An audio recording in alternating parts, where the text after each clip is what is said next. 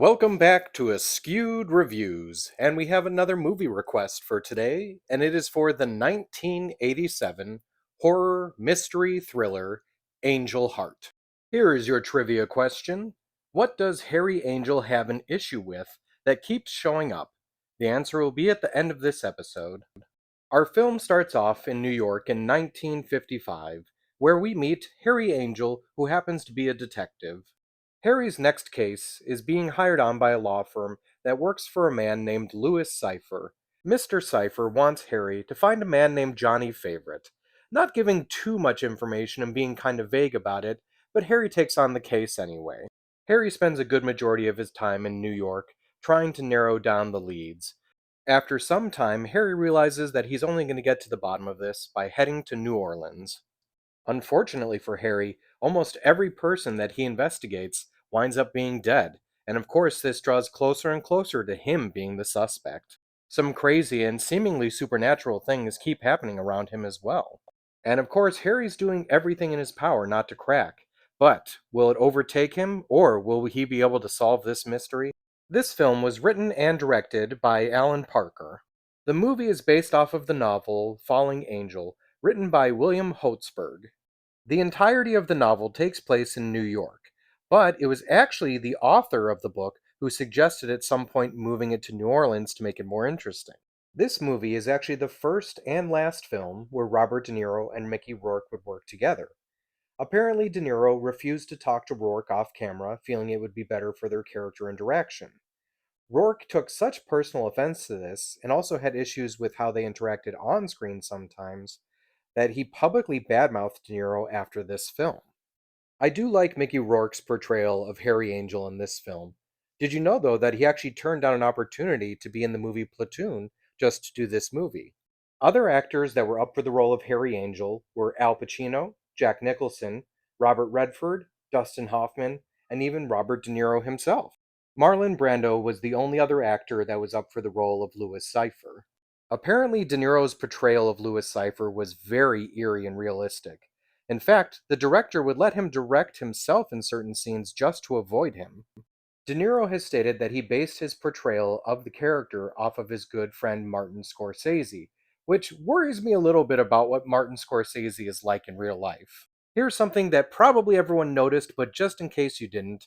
Obviously, Robert De Niro ends up being the devil by the end of this film, but the name itself, Louis Cypher, very close to Lucifer, and that's the reason why they did it. Another scene that's supposed to directly reference him being the devil is when Cypher mentions that some religions see an egg as a symbol of the soul. He then proceeds to eat the egg, which is, of course, another clue to his identity. This film was Lisa Bonet's first feature film role. There was some slight worry about whether or not there would be any issues of some of the scenes she was doing in this film, as she had become well known as Denise Huxtable on The Cosby Show, and if there would be any backlash because of it. This was the first time that Lisa Bonet or Mickey Rourke had a nude scene in a film before. They were both a bit nervous at first, but had a lot of fun with it in the end. In fact, Bonet even said it felt very freeing and yet really exciting, as if being caught. At the Coney Island beach scene, Harry is speaking to Izzy's wife, who is standing out in the ocean. The actress standing there is Judith Drake, but she took over after Shirley Stoller had to leave the project due to being almost drowned while filming that scene. However, though, Shirley Stoller does technically still appear in the film, as the singing you can hear at the end of this scene is still Shirley. In the film, Johnny Favorite's birthday is February 14th, which in actuality is the same birth date as director and writer Alan Parker. In the novel, his birthday is June 2nd, which happens to be the same birth date as the author, William Hotzberg. The law firm that pulls Harry into this whole situation is named Winesap and Macintosh, which are actually two names of different apples. And apples are known to be a traditional agent of the devil tempting mankind. Fans are used symbolically in this movie to represent an evil wind blowing. In the film, Harry states that ballpoint pens weren't available in 1943, but in actuality, the first commercially viable ones were produced in 1943 in Argentina, but weren't produced in the US until 1945. In the film, some of the characters are referring to a well known poem about Evangeline and her lover.